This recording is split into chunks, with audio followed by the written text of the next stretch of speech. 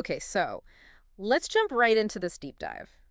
We're looking at Ezekiel chapter 2 today. Yeah, a really powerful chapter. It kind of throws you right in. It really does. Sets the scene immediately, doesn't it? You've got the prophet, he's told, stand up. Right. And then the Spirit just, well, enters him, lifts him up. Physically lifts him to his feet. Exactly. And then he hears this voice. The commissioning begins. And the mission is clear, but wow, the description of the audience he's being sent to? It's pretty stark, yeah. The Israelites. But called a rebellious nation right off the bat, in revolt. The text doesn't mince words. No sugarcoating there. They're labeled obstinate and stubborn. Obstinate and stubborn. And what's interesting is the goal.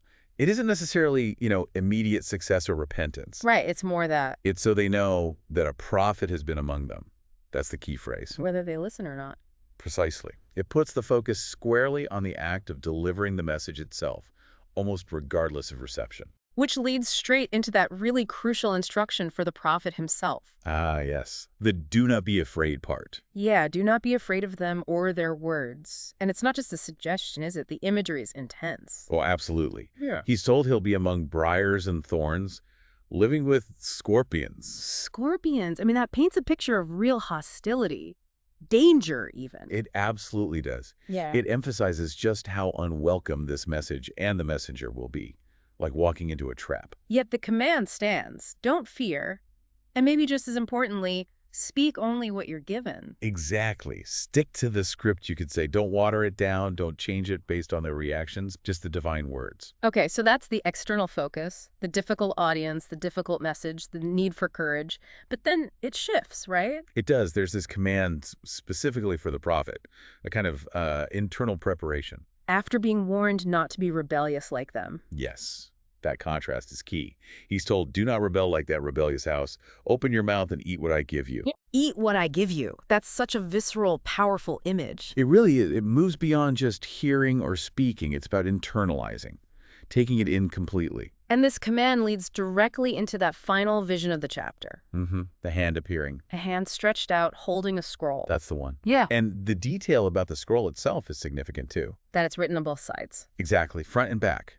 Usually meaning it's, full, a complete message, nothing held back. Packed with content.